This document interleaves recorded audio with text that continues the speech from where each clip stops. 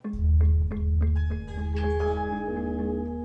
mangke pangandali wara sampun hanampi sasmita pilih putra pengantin putri sampun kepareng seksyoga nedya rawuh hangrumini ing sasana rinengga pramila dumateng paraga piniji ingkang kepareng badhe mratitisaken adicara menika sumangga kepareng mratitisaken rawuhipun putra pengantin putri samarga-marga sinebaran sekar kang maneka warna.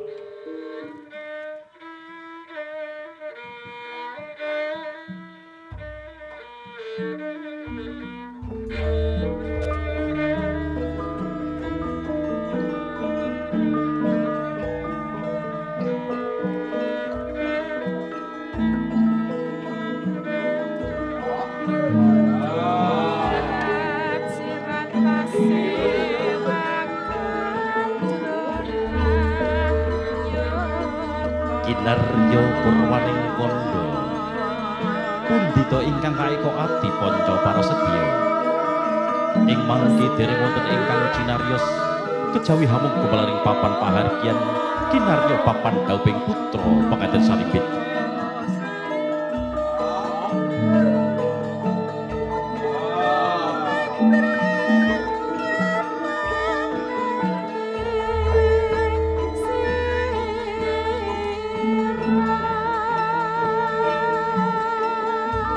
tata sing rati gumanti rahina parandini tan katon padang suraring sang pradangga panti karana kasor marang prabani sang kusuma nenggih retnaning ayu temanten putri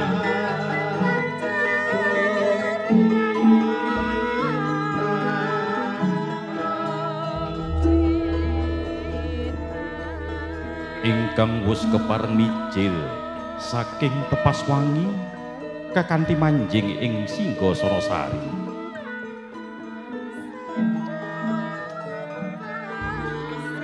tepas werdini papan wangi wus angarani ateges binayang kari mijil saking panti busana kakanthi manjing ing sasana pinajang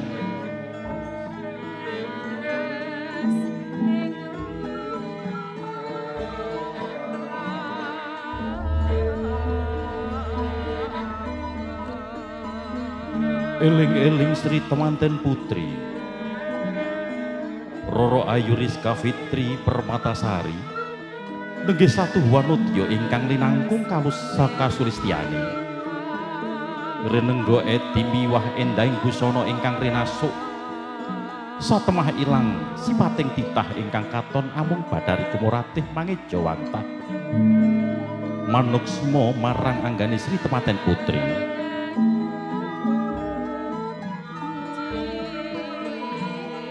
paranto busana Sri temanten putri angagem busana ingkang angimba busananing Sang Prameswari nata tinon saking Mandrawa pating glebyar pating calorot rebut padang yang sunaring Sang Bagaskara linaras ing suksina yayah haru tetarungan ambabar bawa kamulyan jati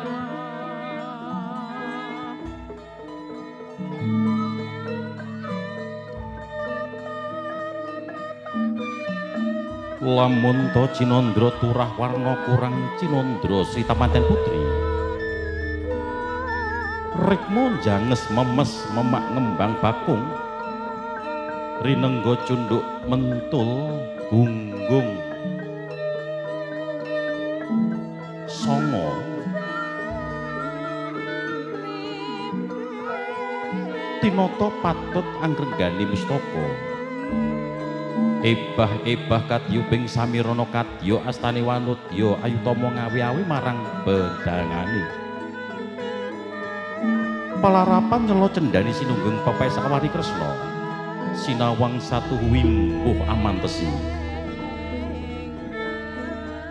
idep temenga mengguing tawang bronong rungih waja limpit miji timun pangarasan duren sajuring talingan sedeng jambu kuning ladi manggis karengat lamun mesem pait ngadu pramila tan ana lamun temanten kakung tanpa daya ketaman esme temanten putri satemah nandang wuyung kepati-pati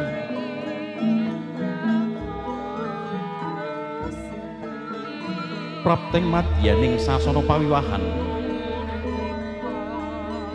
kagiat kagoro sang apindha sita resmi nenggih mustikaning pawiwahan dupi uninga sanggianing para tamu wis kebak berambalabar yayah doyong-doyong ya pancang sucining pandapi agung bali winangun satemah rumas bombong jroning galih yayah kelem karoban ing memanis mandang ing kastupa manik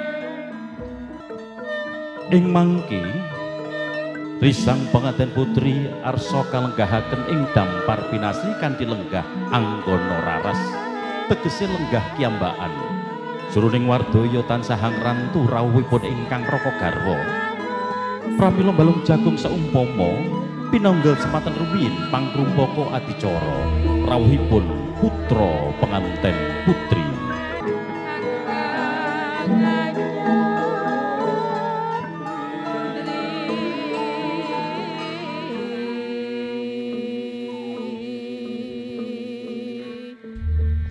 ingkang salajengipun rawuhipun putra penganten kakung Abagus Dr. Ahmad Khair Darwis Asofi tumuju ing sasana mangke rawuhipun putra penganten kakung horeg ingkang sami mulat kadya maisa den kekiro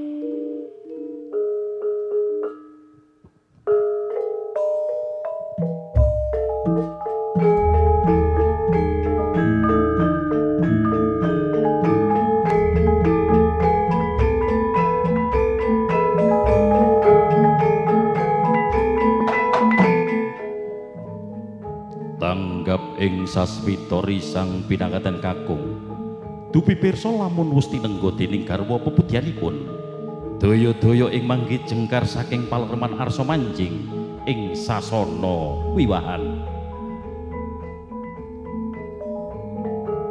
tanpa antara dangu saking gapuraning sasana wiwahan sampun katingal gumebiaring cahya teja kinuwung Prabawa saya dangu saya cetha saya caket saya ngalela sayekti menika tejane risang pinanganten kakung ing ngayap dening para kadang sentanane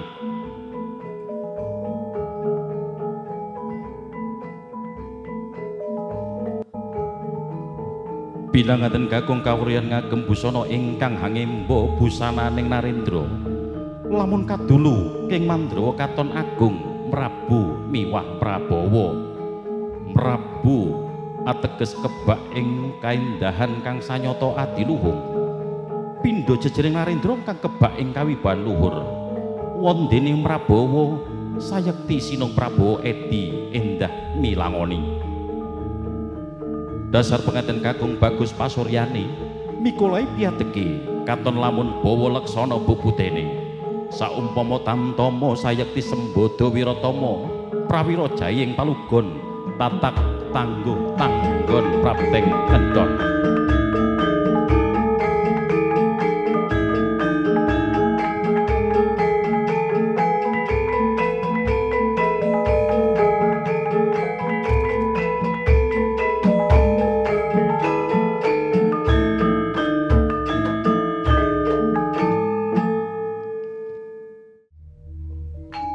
pindha cantuka kang lelumban ing warih munyong bali imbalan hamiwaha dauping putra penganten Sarimbit panggih nut satataning gagrak Surakarta hadi ningrat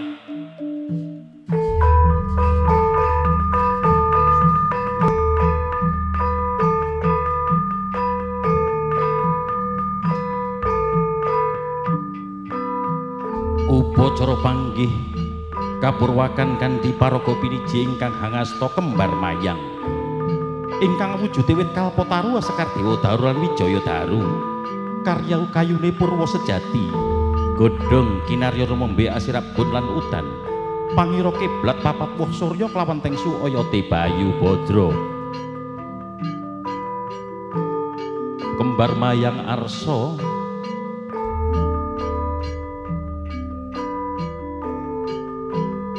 kapapanaken ing pasasana piniji. Kembar mayang minangka dados tandha cihna pilih ingkang kawiwaha dhaup tasih ajejer kenyolan jejaka. Miyos kang kembar mayang mangayu bagya pangaten kakung. Hambrat sakating durgama tinebihna ing tulak sarik panggoda sami sumingkir ilang sarap sawan samarga-marga. Temahayu, hayu rahayu, rahayu ingkang samya tinemu awit sing Gusti ingkang Maha Ayu.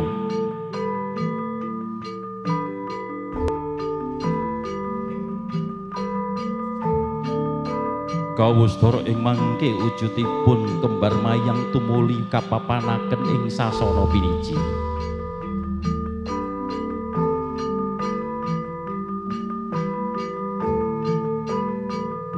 Wus dungkap wahyaning mangsa kala tumapaing prastawa gati nenggih upacara adat panggih penganten sarimbit. Nalika semana pinanganten kakung boten dangu malih arsa hanuju mring sasana piniji. Ing mangke penganten putri kajumenengaken arsa hamapak rawuhipun ingkang raka garwa. Lon-lonan genira lumaksana pinanganten kekalih pratandha suka hanengaken mring rasa pangati-ati.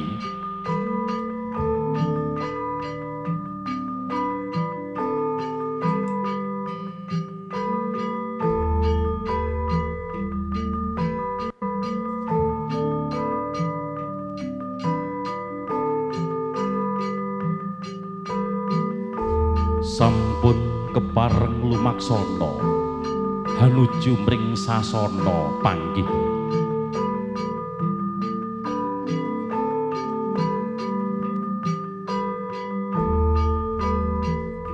Dene ing mangke lumaksananing upacara panggih kapratitisaken dening juru adat panggih nenjih panjenenganipun Ibu Mira.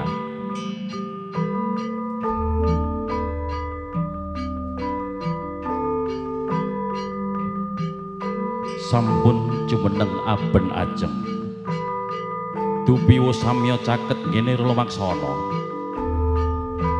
Ing mangke penganten sarimbit sampun samya apagut tinggal datan saranta tumuli kumlawe astane samya abebalangan gantal. Gantal ingkang dumadi saking ron suruh pinilih matemu rose tinangsulan lawiken menang awerni pedhak mengkuwerdi tansah linambaran sarwa ingkang suci pindhani suruh senadyan dinulu beda lumah kelawan kurpe parandene lamun to kineget padha rasane. Penganten putri ing mangke sampun anjengku sarwi sumembah tumuli hamratitisaken upacara wiji dadi. Penganten kakung sampun linepas sangenipun canela.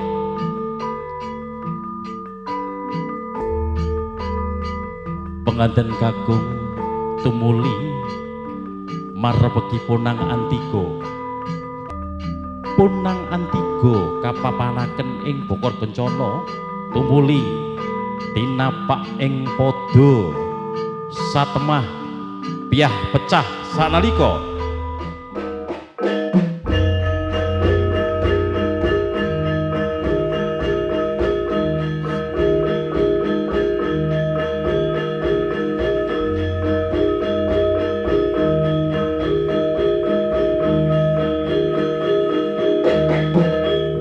kinarya antebing dekati penganten sarimbit nggih nyobadi uwal saking pangluwantahing Rama lan Ibu madeg bali wisma mandring priyangga. Kinarya sarana tumangkering wiji murih lestarining tumuwuh.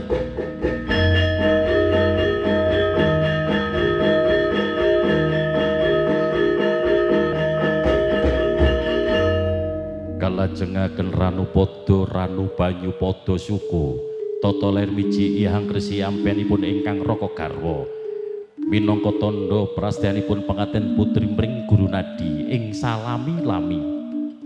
Daya-daya penganten putri ngaturaken sembah pangabekti dumateng garwanipun minangka tandha bektinipun penganten putri tumrap penganten kakung. Daya-daya kalanting dening penganten kakung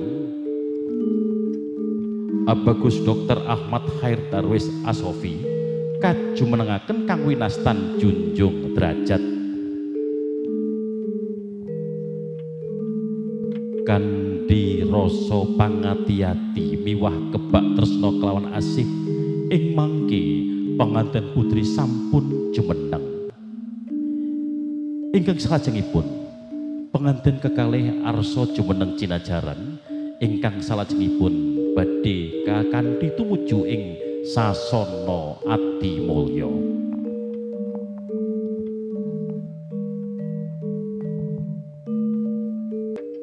Kawustingal ing mangke pidhaganten putri Roro Ayu Rizka Fitri Permatasari sampun kepareng badhe jumeneng cinajaran ing sering-kering saking pinanganten kakung. Daya-daya dening panjenenganipun Bapak Haji Supandi arsa kasingeban sindur. Kasingeban sindur ingkang salajengipun tumulika kanthi manjing sasana Adimulya. Jroning lumaksana pinanganten sarimbit kanthi kasingeban sindur tumuju ing sasana pinajang sinareng kumandanging Sang Laras Maya.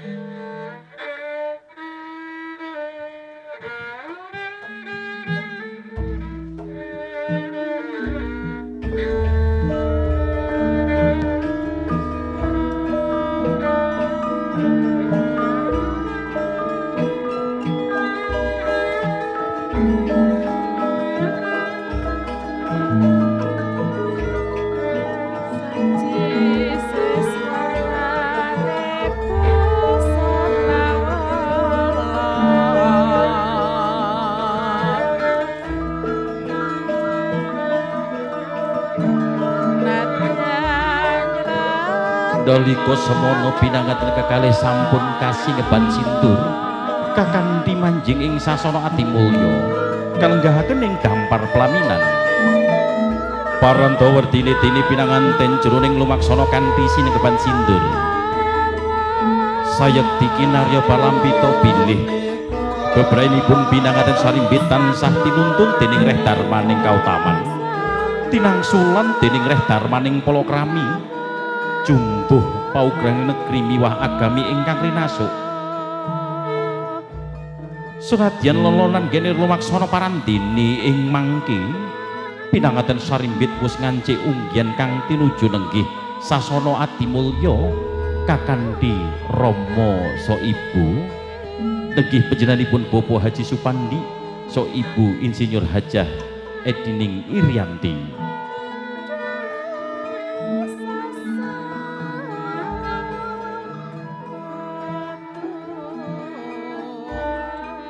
Sampun dumugi ungkian kang tinuju daya-daya ing mangke ibu juru adat panggih kepareng badhe hamratitisaken upacara salajengipun nenggih upacara kang winastan bobot timbang.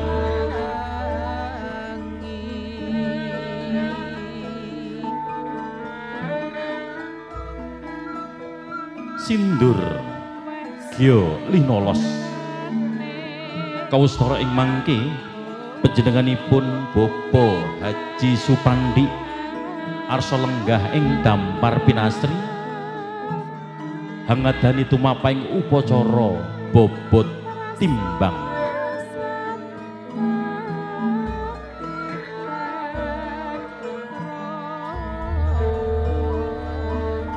Bobot timbang ing mangke penganten kakung pinangku ing jengku kanan mekaten ugi penganten putri pinangku ing jengku kiring saking ingkang rama. Dene ingkang ibu panjenenganipun ibu Insinyur Hajah Edining Irianti mundhut pirsa dumateng ingkang rama Bapak Awrat pundi bapakne? Awrat pundi bapak? Mijil pangandikanira Aris panjenenganipun Bapak Haji Supandi. Ibu yen tak rasake loro-lorone padha bobote. Padha bobote ibu. Bobot timbang anggambaraken lamun wis timbang bobot katresnane pinanganten kekalih. Saha kekalihira arsa rinengkuh sami boten badhe emban cindhe emban siladan. Hananging kekalihira arsa rinengkuh kadhi dene putra priyangga. Paripurna bobot timbang tumuli hangadani upacara tanem. Liripun pinanganten sarimbit kawisuda lenggah ing dampar pelaminan candrane Pindharaja miyang prameswari.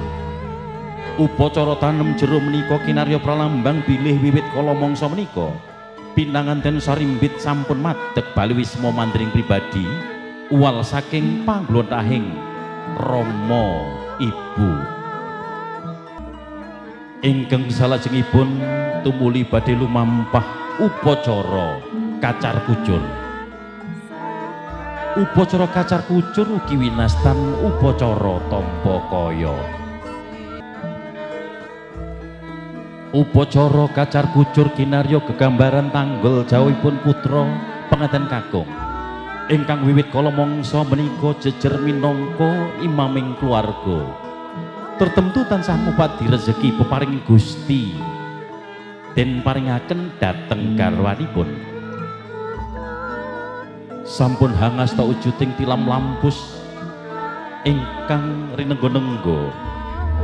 Wiji-wijian kang pinilih sarwa mentes, wiji kang sarwa kawak, kacang kawak, jagung kawak, dele kawak, otek cantel palawija, cinampur dana arta receh, wos jenar empon-empon dalah sekar sri taman. Sedaya wemengku pralampita mugi risang penganten tansah kacekapan ing sandang pangan lan papane. Kacekapan dono boga miwah wastra siniyudan marang sesami kang tebih dadya celak kang celak dadya sanak. Jumeneng jejering kakung paring kacar kucur wijining kakung hamung tinampi garwanipun tinampi tan wonten ingkang cicir meratandani bilih penganten putri Roro Ayu Rizka Fitri Permatasari arsa dados jejering garwa ingkang gemi Nastiti Surti miwah ngati-ati. Wujuding kacar kucur arsa dipun pisungssungaken dumateng panjenenganipun Ibu Insur Hajah Edining Irianti.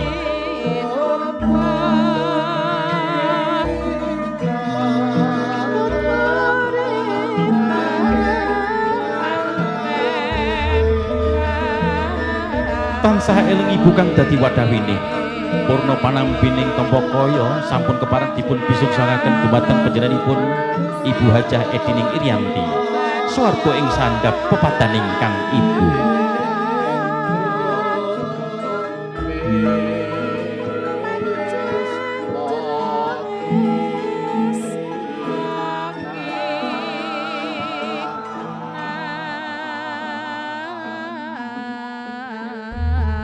Ingkang salajengipun Ibu juru adat panggih panjenenganipun Ibu Memira. Ibu Memira kepareng pratitesaken tumapaing upacara dahar walimah.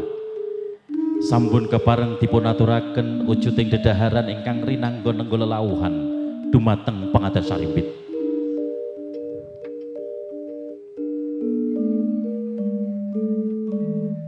Tumuli penganten sarimbit arsa dulang tinulang. Penganten kakung andulang dumateng garwanipun penganten putri. Mekaten ugi penganten putri handulang dumateng garwanipun nggih penganten kakung.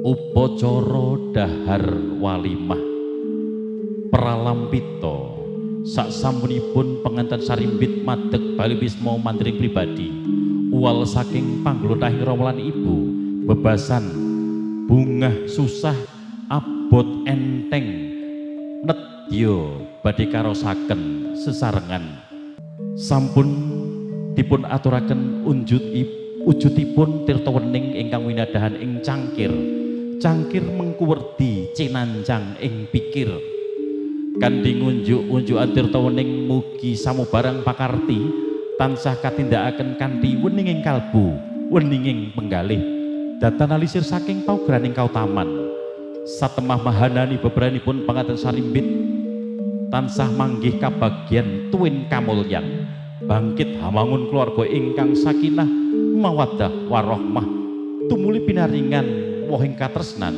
awujud putra lan putri ingkang soleh lan solehah jumbuh kekudanganipun tiyang sepuh.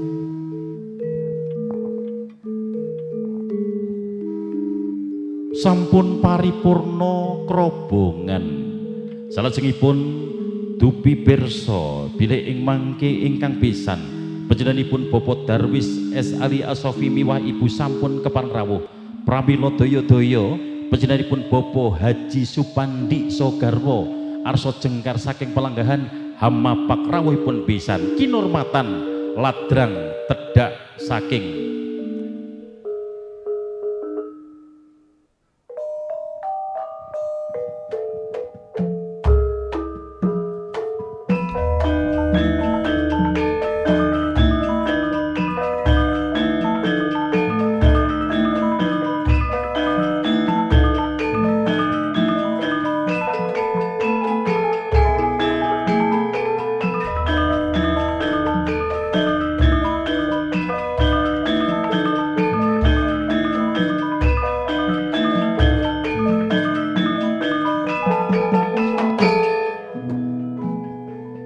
ing mangke panjenenganipun Bapak Haji Supandi Sogarwo sampun kepareng hamapak ingkang besan para pepundhen catur sampun samya ajawat asta kinarya sarana babaring katresnan suci daya-daya panjenenganipun Bapak Haji Supandi Sung Pambagya tumuli ingkang besan kadherekaken tumuju ing sasana palenggahan.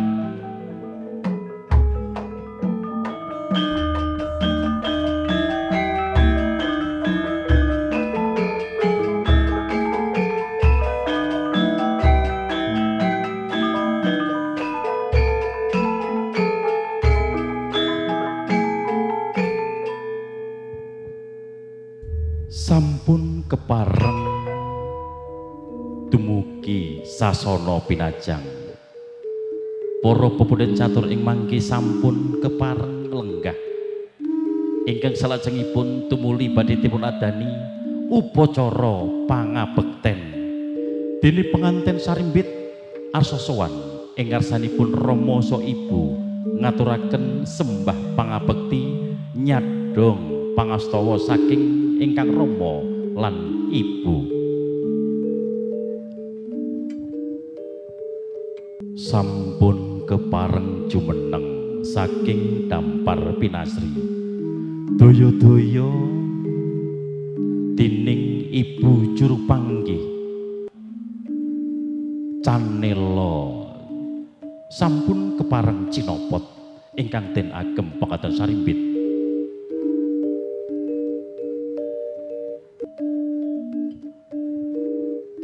sampun linorot daya-daya penganten sarimbit arsa sowan ing ngarsanipun Rama lan Ibu ngaturaken sembah pangabekti.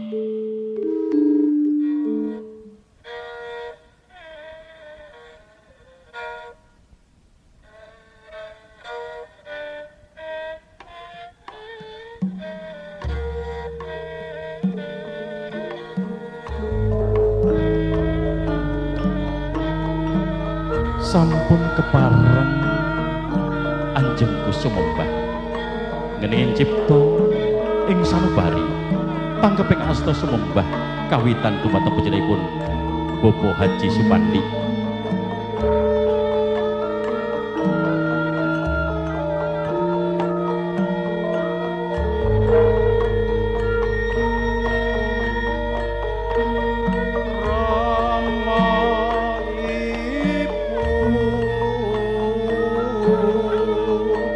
Kang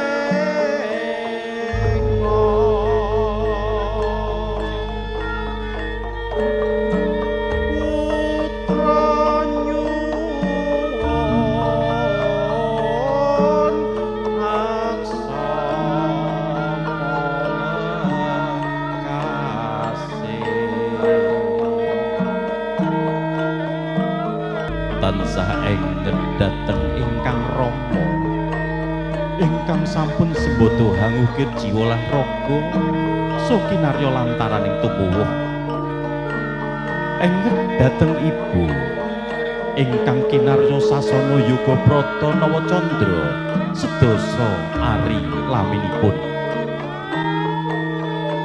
sampun kasembatan hangaturaken sungkem pangabekti dumateng ingkang rama panjenenganipun Bapak Haji Supandi saha Ibu Hajah Egining Irianti. Aja lali sumembah mring Gusti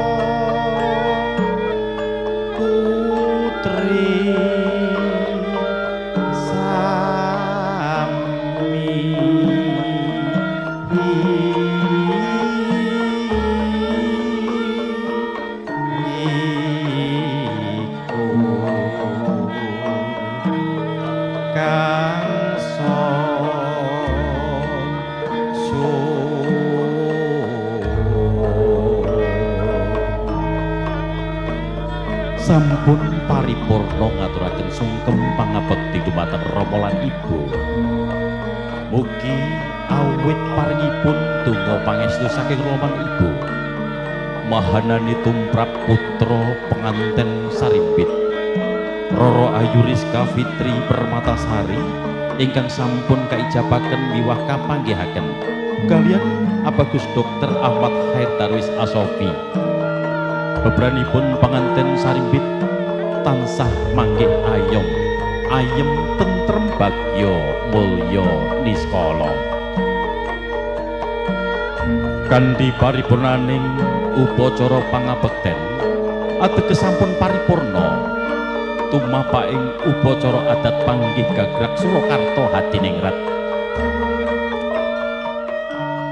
Bapak Ibu saking keluarga menapa dene para tamu senedahan ingkang sampun kepareng rawuh.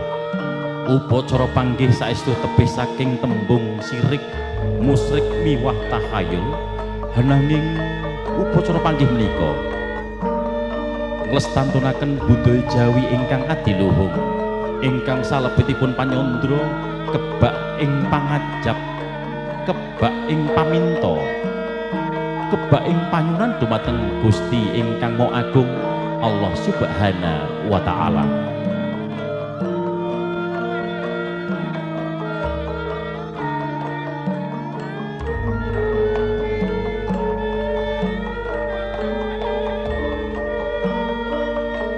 Kalajengaken adicara Tedhak Citra, upacara Tedhak Citra minangka tandha paripurnaning upacara panggih gagrak Surakarta Hadiningrat.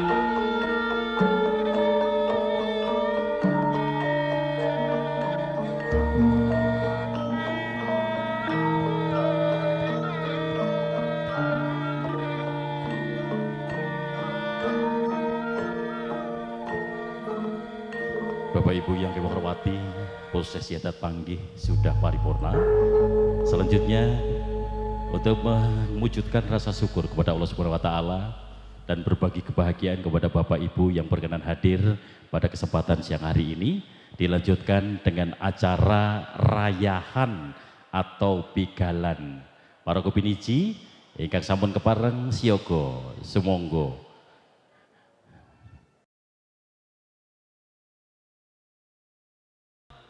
Peraga yang membawa rayahan, Bapak Ibu bisa berkumpul di bawah penjor untuk bersama-sama mendapatkan keberuntungan.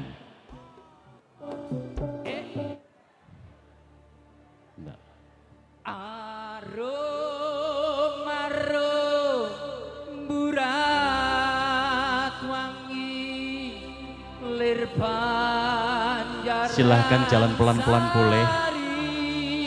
Bapak Ibu beri tepuk tangan yang meriah untuk pikiran kita. Terima kasih. Pelan-pelan saja jalan. Ini tugas berat Bapak, membawa barang-barang yang nanti akan dirayah. Sambil joget-joget boleh Bapak.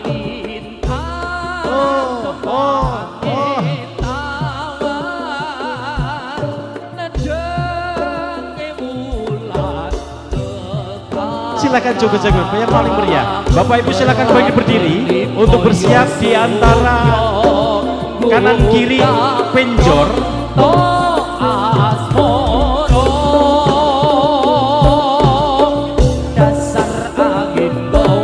Sabar dulu Ibu, biar beliau izin dulu kepada kedua mempelai. Sabar, sabar, sabar. Sabar ya.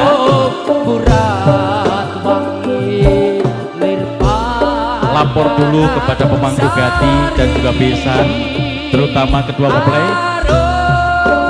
Silakan boleh unjuk kebolehan sambil joget-joget Bapak pembawa rayahan. Ibu di bawah penjor mohon berikan space tempat untuk pembawa rayahan.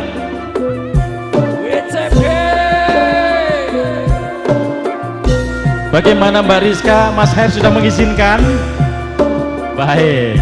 Silakan Bapak Ibu boleh berkumpul di bawah penjor untuk selanjutnya nanti akan mendapatkan keberuntungan rayahan yang akan dipersembahkan untuk Bapak Ibu semuanya.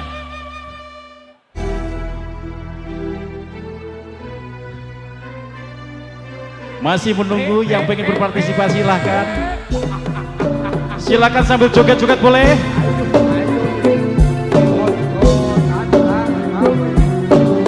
Sudah mendapatkan restu dari kedua mempelai. Saat ini beragam pembawa rayahan akan turun hadir.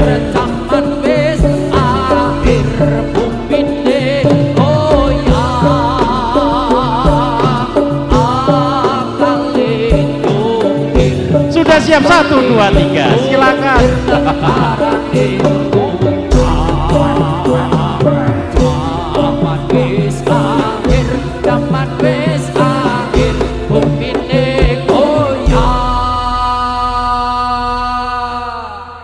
Luar biasa, banyak yang beruntung, ada yang double.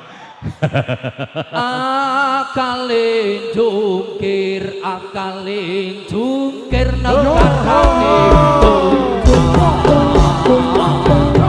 zaman wis akhir, zaman wis akhir, dunyane susah. Luar biasa, terima kasih Bapak Ibu. Selamat untuk yang beruntung mendapatkan rayahan dari kedua mempelai dan keluarga.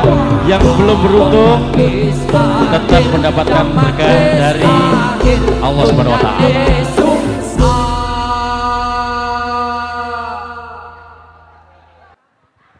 Baik Bapak Ibu, terima kasih atas partisipasinya.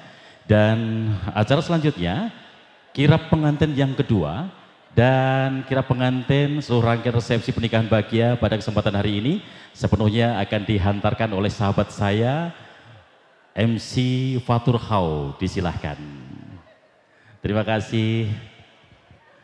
Dan saya dalam menghantarkan prosesi adat panggih tentu banyak kekurangan dan kesalahan, mohon dimaafkan. Wassalamualaikum warahmatullahi wabarakatuh.